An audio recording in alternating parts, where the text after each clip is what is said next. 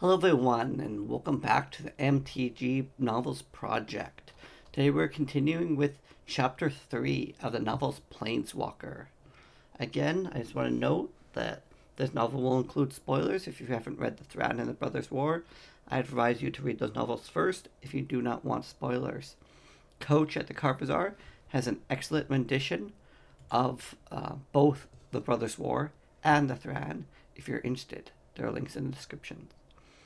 I also want to mention that this work is available both on YouTube and in podcast format. If you would like to listen on either format, there's also links in the description for that. However, I also have a legal note.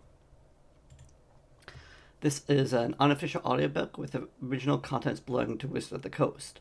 This content is covered under the Wizard of the Coast 2017 fan content policy. Listener discretion is advised. Chapter 3.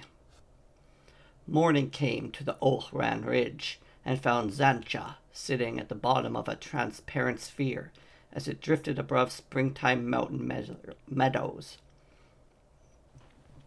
The sphere was as big as Zancha was tall and had been a gift from Urza, or more accurately, the artifact that had produced it had been Urza's gift. He devised the cyst to preserve her as she followed him from world to world. A deliberate yawn and a mnemonic rhyme drew a protective oil out of the cyst. Depending on the rhyme, the oil expanded into the buoyant sphere or ripened into a tough, flexible armor. Urza had taught Zancha the rhyme for the armor. The sphere was the result of Zancha's curiosity and improvisations. Urza complained that she transformed his Thran-inspired artifact into a Phyrexian abomination. The complaint, though sincere, had always perplexed Zancha. The Thran, as Urza described them, believed that sentence and artifice must always be separate. Zancha's cyst wasn't remotely sentient, and she supposed she could have dug it out of her stomach.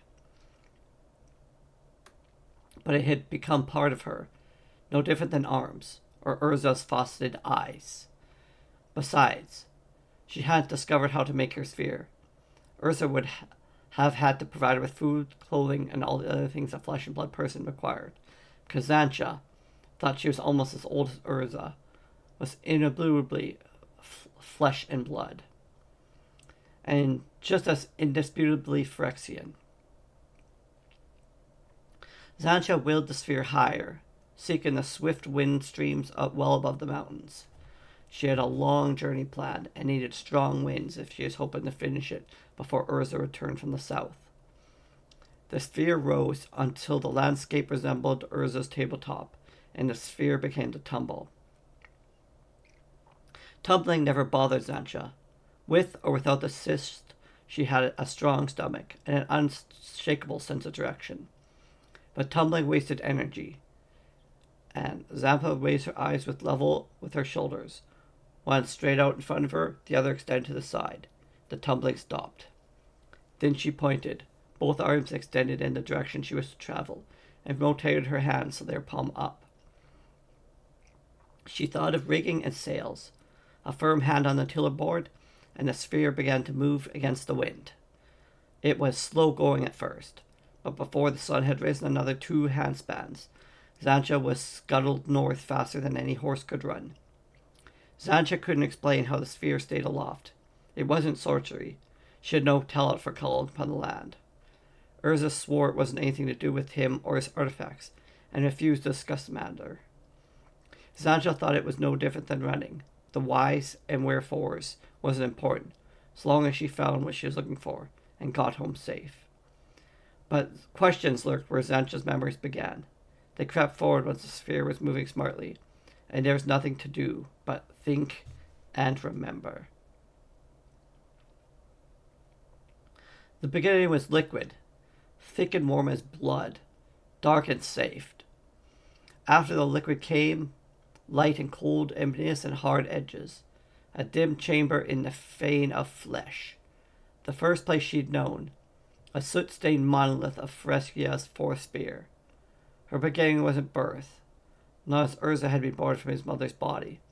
There's no mothers in the decanting chamber, only metal and leather priests tending stone-gouged vats. The vat priests of the Fane of Flesh were no great statues. Though complete, their appliances were mere hooks and paddles, and their senses were no better than the flesh they had been decanted with. They took orders from above. In Phyrexia, there always was above, or within, deeper and deeper, through the 8 spheres to the center, where dwelt the ineffable, he whose name was known but never spoken, lest he awaken from his blessed sleep. "Obey," the vat priest said unnecessarily as she shivered and discovered her limbs. A small warm stone fell from her hands.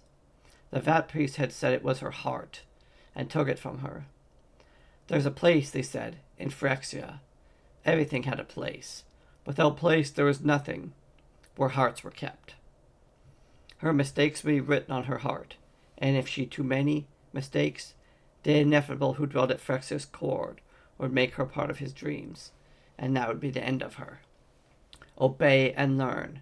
Pay attention. Make no mistakes. Now, follow. Later, when Xantcha had crossed more planes and visited more worlds than she could easily count, she realized there was no other place like Phyrexia. In no other world were there full-grown newts like her, decanted beside a sludge vat. Only Phyrexian newts remembered the first opening of their eyes. Only Phyrexian newts remembered and understood the first words, threats, they heard. In the beginning, there was only the Fane of Flesh, and she obeyed without question, writhing across the stone floor because she had the strength to walk. Xantcha's bones hardened quickly. She learned to tend herself and perform such tasks as were suited to newts. When she had mastered those lessons, the vat priest led her to the teacher priests, who instructed the newts as they were transformed from useless flecks into complete Phyrexians. The teacher priests, with their recording eyes and stinging switch arms, told her that she was Xantcha. Xantcha wasn't a name, not as she later came to understand names. When Urza had asked, she had explained that Xantcha was the place where she stood, when newts were assembled for instruction, the place where she received food, and the box where she slept at night. If days and nights had played a part in her early life, Phyrexia was a world without sun, moon, or stars. Deep in the Fane of Flex, priests called out the march of time. When she learned, when she ate, when she slept. There was no time for rest, no place for companionship. When she returned to her box for sleeping, Xantcha dreamt of sunlight, grass, and wind. She might have thought it strange that her mind held images of a place so clearly not Phyrexia, if she thought at all.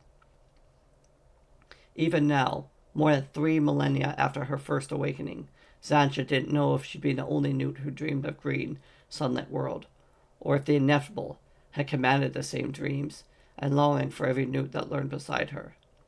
"You are newts, and newts you will remain," the teacher priest had taught her.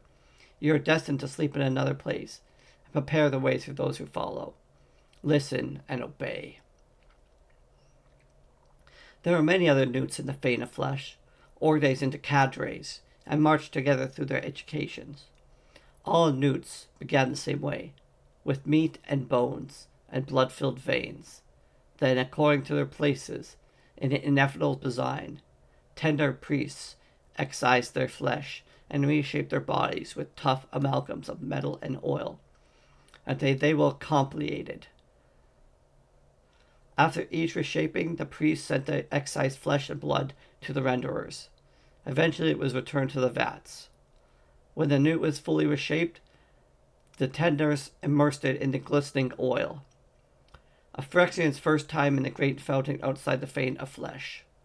When it emerged, the newt was complete, and took its destined place in the ineffable's ground plan for Phyrexia. Xantcha remembered standing in her place on a Fane balcony, as fully reshaped newts were carried to the fountain.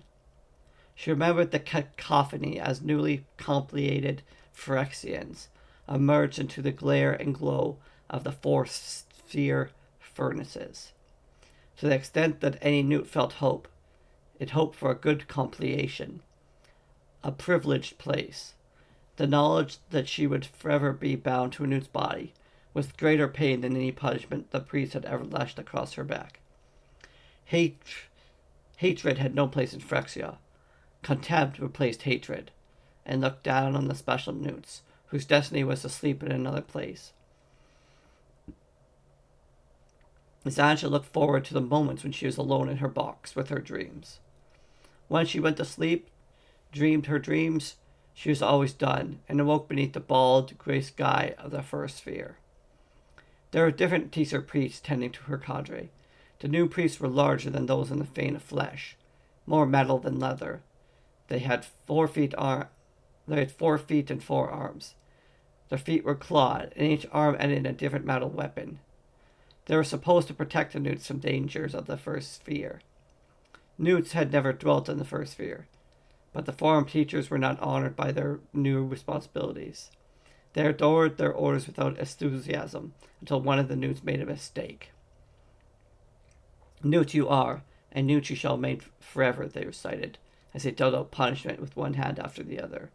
You are destined to sleep on another world. Now learn the ways of another world. Listen and obey. Xantia wondered what would have happened if she'd failed to listen or obey. At the time, the notion simply didn't occur to her. Life on the first sphere was hard enough without disobedience. The Newts were taught farming, in preparation for the day when their destiny would be fulfilled. But the slippery dirt of the first sphere resisted their every effort. The plows, sickles, hoes, and pitchforks they were commanded to use left their muscles aching. The whip-like razor glass, the only plate that they could grow, slashed them bloody, and the harsh light blistered their skin mercilessly. Xantia remembered another Newt, Gyanza, whose place was near hers in the cadre. Gyanza had used a grass sheet to hack off its arm, then shoved the pitchfork shaft into the bloody socket. Gyanza was meat by the time they found it, but Xantia and the other Newts understood why it had done what it had to. Newts were small and fragile compared to everything else that dwelt in the first sphere. Their uncomplicated bodies suffered injuries rather than malfunctions. They could not be repaired, but were left to heal as best they could, which sometimes wasn't good enough. Failed Newts, meat Newts, were whisked back to the fourth sphere for wintering. Waste not, want not. Nothing in Phyrexia was complete without use. Though meat was reviled by the complete, those who transcended their flesh and were sustained by glistening oil. As her cadre was reduced to meat, Xantia's place within it changed. Another Newt should have been Xantia. She should have been Gazixki or Kratenzin. But too much time had passed since the fat priest had organized the cadre. The powers of the mind were as fixed as those soft, battered bodies. Xantia she was, and Xantia she remained, even when the cadre had shrunk so much that the police alloyed it with another, similarly depleted group. Xantia found herself face to face with another Xantia. For both of them, it was confusion. The words grace scarcely existed in Phyrexian, except to describe the clots of slag and ash that culminated beneath the great furnaces. Together they consulted the priests, as Newts were trained to do. The priest judged that, as a result of recombination, neither of them truly stood in the spot of Xantia. The alloyed cadre Xantia was a third Newt, who thought of herself as Hazkrin, and wanted no part of this Xantia confusion. Xantia and Xansa were told to recognize new places when they had alloyed cadre or faced the lash. Lash or no, the priest's judgment was not acceptable. Places had become names that could not be surrendered, even under the threat of punishment. The Xantia stayed awake when they should have slept in their boxes. They slipped away from the priest and spoke to each other privately. Meeting in private with another Newt was something neither had done before, and they negotiated and they compromised, though there was no Phyrexian word for either process. They agreed to make themselves unique. Xantia broke off a blade of the razor-shaped glass and hacked off her hair, growing on the left side of her skull. The other Zancha soaked its arm in an acid stream until it turned to orange. They had rebelled, a word as foreign as the Ineffable's true name, and almost as feared. Only the tender priest could change a newt shape, and only according to the Ineffable's plan. When the Zanchas returned to the place where their cadre gathered for food and sleep, the other newts gaped and turned away, as the teacher priest came rumbling and crackling from the perimeter. Zancha had taken the older newt's flesh-fingered hand. 3,300 Dalmirian years after, Zancha knew that the touch of flesh was a language into itself, a language that Phyrexia had forgot. At the time, the gesture had confused the priests utterly and left them spinning in their tracks. Not long after, the bald Grace Guide had brightened painfully. Zancha had recalled her heart and the fat priest's threat. Too many mistakes and Ineffable would seize her heart.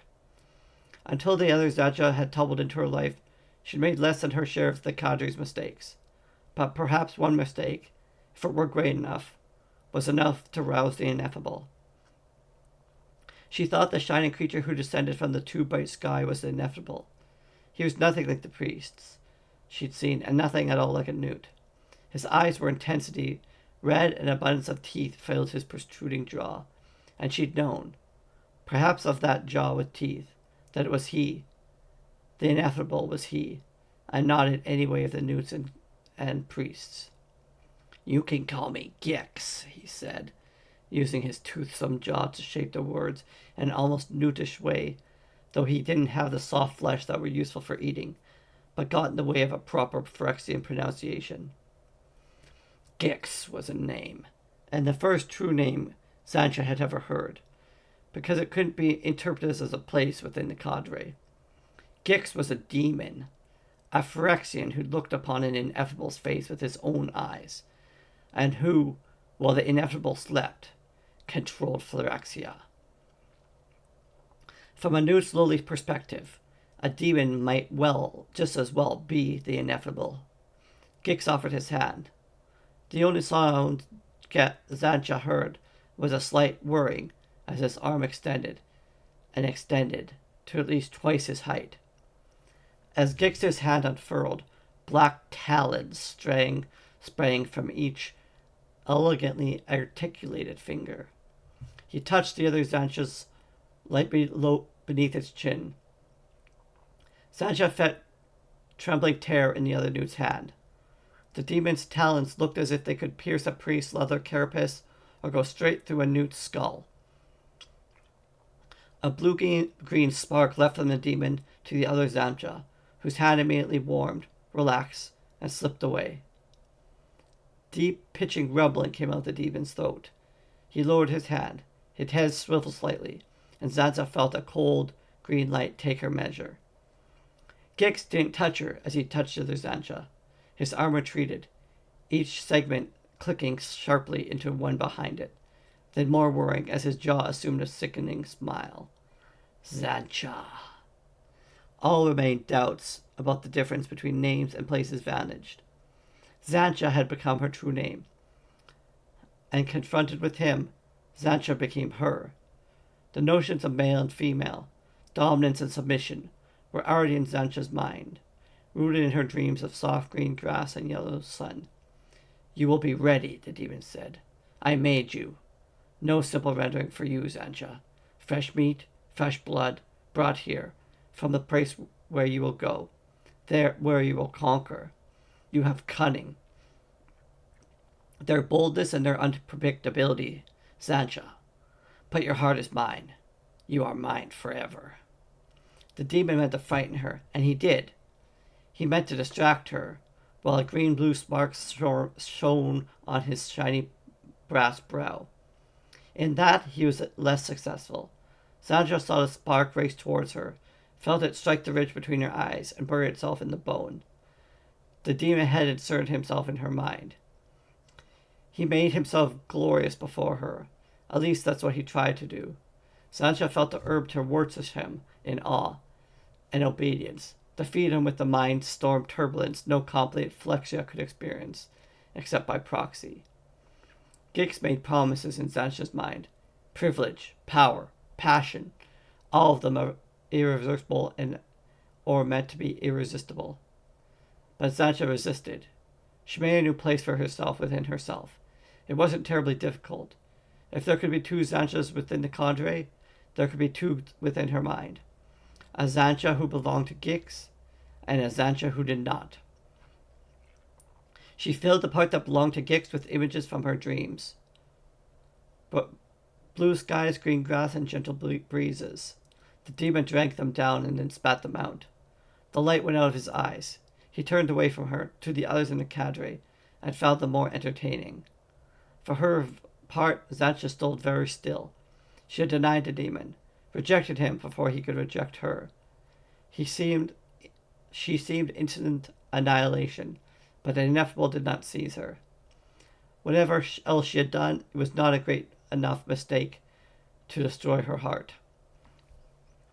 After sating himself on newtish thoughts and passions, Gix departed. The teacher priests sought to reclaim their place among the cadre, but after the elegance and horror of a demon, they seemed puny. In time, they became afraid of their changes, and kept their dishes as the newts began to talk more freely among themselves, planning for their glorious futures on other worlds. Zancha maintained her place, eating, sleeping, laboring, and taking part in discussions, but she is no longer like the other newts. That morning, she created two Zanchas in her mind.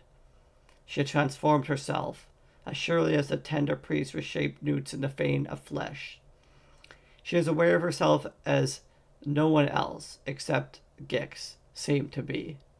She stumbled into loneliness, and seeking relief from that singular ache, she sought out the Zancha whose hand she'd been held. I am without, she said, because at the time she hadn't known a better word. I need to touch you.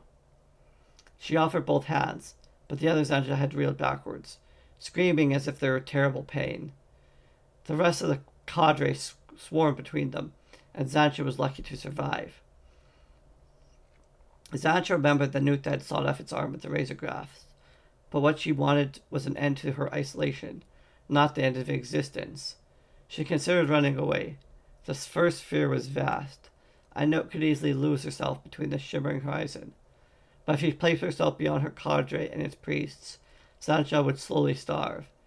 Because despite their constant efforts with hoes and plows and sickles, nothing edible grew in the first sphere's soil. Except for the meaty sludge brought out from the vein of flesh, there was nothing on Phyrexia's first sphere that a newt could eat. When the cadre closed ranks to keep her from the simmering cauldrons, the priest bought from the fane.